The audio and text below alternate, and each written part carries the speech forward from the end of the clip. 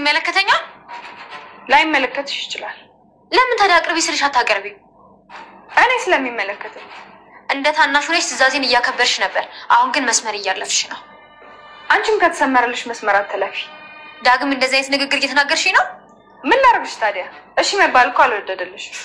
እሱ ሲመጣ ለራሱ እኮ መስራት ትችያለሽ። መምጫው ደርሷል። ይረሳው የለ ምሳውን ይረሳዋል። ብዙ አትመጻደቂ። ያስታወሰ ቀን እንደባለፈው ልብስሽ ላይ ልሸኝ ነው። እሱ ምንም ሳያስታውስ እንልከዋለን። እሱን እናያለን። ቃልሽን ሰላጠፍሽ ካሌብ ሲመጣት መልሽለታለሽ። ለምን ሲባል ለምታሽ ውሸት አንቺ ራስሽ ተዘጋጅበት። አሁን ምግቡን አቅርቢ። እኔ እሱን ድርሻ አላቀርብም። በጉልበት ወስዳለሁ የምትይ ከሆነ ግን ውሰጂ። እዛ ጠብቅሻለሁ። ካላቀረብሽ ግን የማደርገው እኔ ነኝ የማውቀው። እሺ ቆይ አንቺ ለምንድን ነው የምትልሽን የማታረጊላት? እየመከርከኝ ነው? አይደለም፣ እኔ ሰላም የምትፈጥሩበትን መንገድ እየነገርኩሽ። እኔ ሰላማዊ ሰው ነኝ። የመታዘዝም ችግር የለብኝም። ልክ ከሆነ ማለት ነው። ልክ ከሆነ? አዎ ልክ ከሆነ። ልክ ያልሆነ ነገር እንዳታዘኝም እንዳትጠይቀኝ። አንቺ እሷን ታውቂያት አይደል እንዴ? ቆይ አንተ ሰላም ለመፍጠር እየሞከርክ ነው? አዎ ምን ነው? እባክህ አታስቀኝ። መሳቅ መብትሽ ነው፣ ግን እኔ እውነቴን ነው። አንደኛ የጸመንት ያንተ አይደለ እንዴ? አባዬ ድኖ እንኳን አፍጥጣ እዚህ ቤት ነው። አዎ እዚህ ነኝ፣ ምክንያቱም ምርጫ የለኝም። መቼ አማራጭ አየህ? እንዲህ ሆነ የምታገኘው ገንዘብ ራሱ አይከብድህም? ለፍቼ የማገኘው ገንዘብ ነው፣ ስለዚህ አይከብደኝም። ሁለታችሁ እንደዚህ ከራ ከሞት እንደማያድን እኮ ብዙ አይተናል። አንተ ብትሞት ገዳዩን ዘር ማንዘሩን ነበር ማጠፋለት። እኔ መኖር ነው የምፈልገው። ያንቺን ዘር ማንዘር አታጥፊልኝ። ምንም አታስብ። አስባለሁ። ለምን አላስብ? እመነኝ አላየንም። አንዳንድ ነገሮችን ሳየው የሆነ ተንኮል አስቦ ነው ዝም ያለው። ማንም ወንድ እኮ ይሄንን አይቶ ዝም አይልም። ዊቲና ምላስሽ በነገራችን ላይ አስገድደሽኝ እንጂ አሳምነሽኝ አይደል? አሁን እኮ ሁሉም ነገር አልቋል። ስለዚህ ተነስ እንዳንስ። እኔ መስደላኝና እኔ መረጋጋት ነው የምፈልገው። ጥሩ ብቻ ነው የምትለኝ? እሺ በጣም ጥሩ። አሁን ሳወራው አንተ ማጠገቤ ትሆናለህ። ችግር የለውም፣ ግን ብቻ እኔን አውራ እንዳትዪ። አይደለም አንተ ታዳምጣለህ፣ እኔ አወራዋለሁ። ቢሮ ግን አብረን ነው የምንሄደው። ጥሩ፣ ግን ተጠንቀቂ። አጭበርብረሻል ተብለሽ እንዳትታሰሪ። እጠነቀቃለሁ። የሆነ ነገር ስነግር ግን መጥፎውን ብቻ አትንገረኝ። መች ጥሩ ሰርተን ነው ጥሩ ነገሩን የምነግርሽ። ማታ አታምጣብኝ። እኔ በምሰራው ስራ አልጸጸትም። ሰላም ውድ ቻናል ቤተሰቦቼ አስቱኔ ዛሬ ደግሞ በሌላ ቪዲዮ መጥተናል ማለት ነው። እንግዲህ ካሌብ አባት ቤቱን በቲና ስም እንዳደረገ እየነገራት ነበር እና እሷም እጅግ በጣም ተደስታ ነበር። ግን ግራ አባዬ ግን እስቲ የታለ ዋናው ፋይሎቹ የት እንዳለ ንገረኝ ይላል። ከዛ ይነግረዋል ማለት ነው። እንግዲህ ቤቱ በእኔ ስም ሆኗል ብላ እጅግ በጣም ጦዛለች። ነገር ግን መቼም ቢሆን እንዴት ቤቱን በሷ ስም አደርጋለሁ ልጄ ምንም ነገር ሳታገኝ ከዚህ ቤት ትወጣታለች እያለ ወንድሜ ከምትለው ጋር ከባዳ ቤት ሆና ስትማግጥበት እንደውም እነሱ የሚፈልጉን ገንዘብ ብቻ ነው ማለት ነው። እንግዲህ ግራ ሌላ ሰው መስሎ ቀርቧት ብዙ ነገሮችን ምስጥራቸውን እንደውም የጋሽ ወይኔ አባዬ እህት ብላ ቤቱ ገብታ ነበር። ነገር ግን እሱ ካሌብ መሆኑን በጭራሽ አላወቁም ነበር። ግን ካሌብ ሁሉ ነገር የቲና ስራና የዴብ ስራ ይደርስባቸዋል ያል የሚሰሩት ምን እንደሚፈልጉትም ጭምር።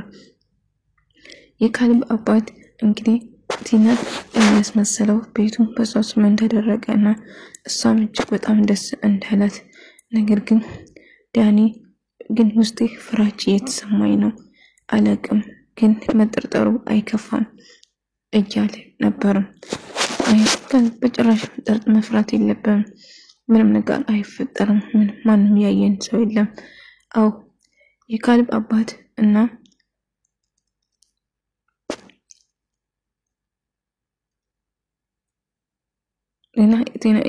ቲና አባዬ አንተን በጣም አመሰግናለሁ።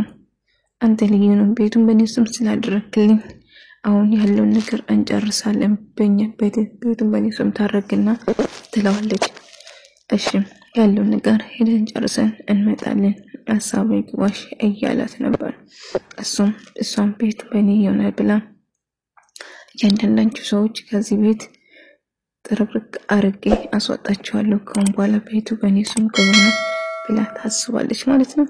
እንግዲህ ካልባባት ያንዳንዷን እንቅስቃሴ ስለማቅ ለዛ ነበር ፌክ ወረቀት ላይ ያስፈራማት እንደውም ቤቱ የሷ እንደውም ሳስመስል የነበረው ነገር ግን ቤቱ በጭራሽ ለሷ አይገባም ነበር። ካሌብ እንግዲህ ከዘይደፊል ተመልሶ መጣ። ነገር ግን ቲና አልጠበቀችም ነበር፣ ደነገጠች። እንዴት መጣ ማለቴ እቆያለሁ ብለኝ ነበር ለሰኑ ደነገጥኩ እያለችው ነበር። ስለናፈቃችን ነው የመጣሁት አባዬ ቲና አንተም ስለናፈቀኝ ነው የመጣሁት ለዛን አይ እንኳን ደህና መጣ ስለመጣ ደስ ብሎኛል እያለች ታዲያ ስራ እንዴት ነበር እያለች ቀርቦ ነበር። እንግዲህ የገዛ ሚስቱ ወንድሜ ከምትለው ጋር ስለማገጥ ብዙ ነገር ስታረግበት ብዙ ነገር ያቀደች ሌላ ሰው መስሎ ቀርቦ ብዙ ነገሮችን ደረሰበት ያስመሰለች እንደሆነ አሁን ግን አወቀ ማለት ነው። እንግዲህ ብዙ ነገር ዳኒ ግን እንደፈራውና ብዙ ነገር ዳኒ መፍራት የለብም። ካሁን በኋላ ቤቱ የኛ ነው፣ ቤቱ የኔና ያንተ ብቻ ነው። ስለዚህ ለፍቅራችን ስንል የሚያስፈልገው ነገር እናደርጋለን። በጭራሽ አታስብ፣ ቤቱ ከኔ ከሆነ በእኔ ስም ከሆነ ሁሉንም ሰው ጠራርጌ ከዛ አስወጣለሁ፣ ከዛ እኔና አንተ ብቻ አብረን እንኖራለን እያለችው ነበር። እንደዛ እያለችው ግን ካሌብና እንደውም አባቱ እንደውም ቲና አንድ ህይወት ከሱ ጋር ሆና እያወራች ነበር። ግን ጋሼ እንዴት እንደዚህ ያደረጋችሁ እያለችው ስትጠይቀው አይ ምንም ነገር አታስብ፣ ቤቱን በሷ ሰው ሳይሆን የቅመቀት እንደሆነ ነግሯታል ማለት ነው። እንግዲህ ዳኒ ቤቱን በእኔ ስም ሆኗል ካሁን በኋላ እያለ ትዊትን በጣም እየጮኸባት ነበር። ትዊት ግን ማንንም አትፈራም የምትናገሩ ፍለፊት። እንግዲህ ለዛ ነው ቤቱን ግን በእናንተ በሚስቱ ወይም ደግሞ በመወዳት ቀኛ ስለሆነች አንደስላል። አይ ቲና እንግዲህ ከሌብ ለማሳመን እሱን ብላ አባቷ በሱስም ያሰባት እንደመዳት ያስመስለች ነበር። ነገር ግን ብዙ ነገር ያደረገች እንደሆነ ስለሚያውቅ አሁን መጠንቀቅ ጀምሯል። ከሷ ጋር እንዳይተኛ ርቀቱን እየጠበቀ ነው። ምክንያቱም ብዙ ነገር ስታረግበት ነበር። እንደውም ብዙ ነገር ያየ ከገዛ አልጋ ላይ ወንድሜ ከምትለው ጋር ስትማግጥ እንደውም ብዙ ነገር ስታረግ ደረሰበት እያየም ነበር። እንደውም ቻለ ብዙ ነገር ሆነ። ነገር ግን ጋሼ አሁን መሄድ አለብን፣ ቤቱን በእኔ ስም ማድረግ አለብን፣ በቃ እንድና ጨርስ እያለችው ነበር። ከዛ ትዊት ትመጣና ጋሼ ቁርስ ላቅርብ እንዴ እያለችው ነበር። አይ አንፈልግም ቁጭ እንበላለን። ከዛ አንቺ ሳም ጋሼን ጠየቁት እያለችው ነበር። ቆይ ለምንድነው ማታከብረኝ?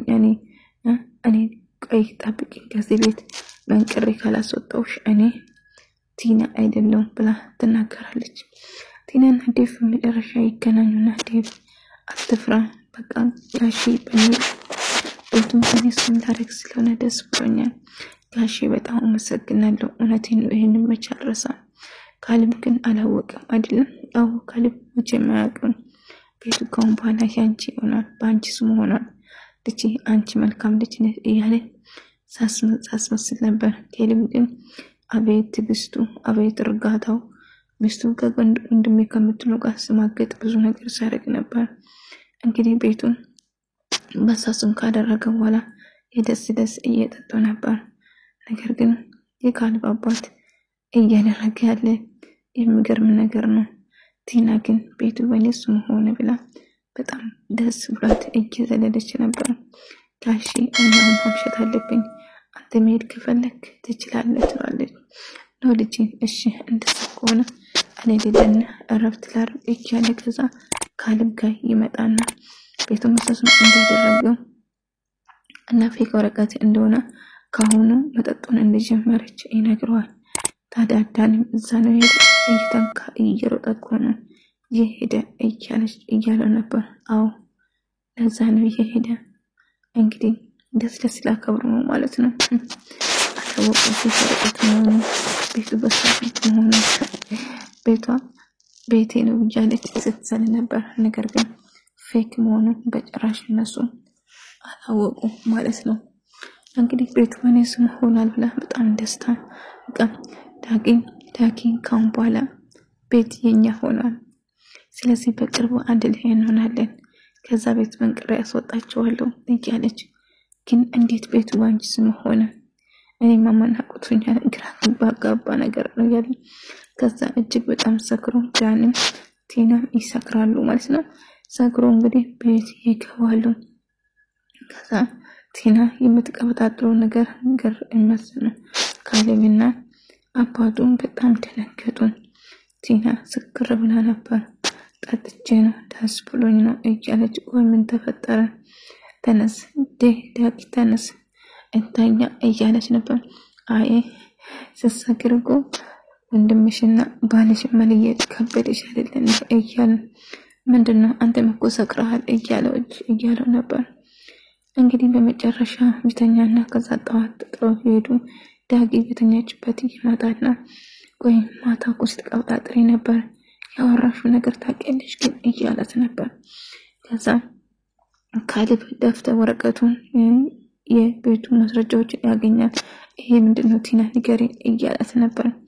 አባዬ እኮ ሴት ትሻላለች ቤቱ ባንቺ ስም ብሎ ቤቱን በኔ ስም አድርጎታል። ኧረ እንደዛ ነው? ይገርማል። በጣም ደስ ይላል። የኔ አንቺ ማለት እኔ ነኝ። ስለዚህ ደስ ብሎኛል እያለች ሳቅባት ነበር። ነገር ግን እሷ ወጥመድ እያዘጋጀች እንደሆነ ምንም አላወቀችም ማለት ነው። ነገር ግን ብዙ ጊዜ አባቷን ለመግደል ስትሞክር ስታሰቃይ እንደውም ትዊትም ብዙ ነገር ስታረጋት ነበር። ነገር ግን አሁን በመጨረሻ ራሷን ተጋለጠች ማለት ነው።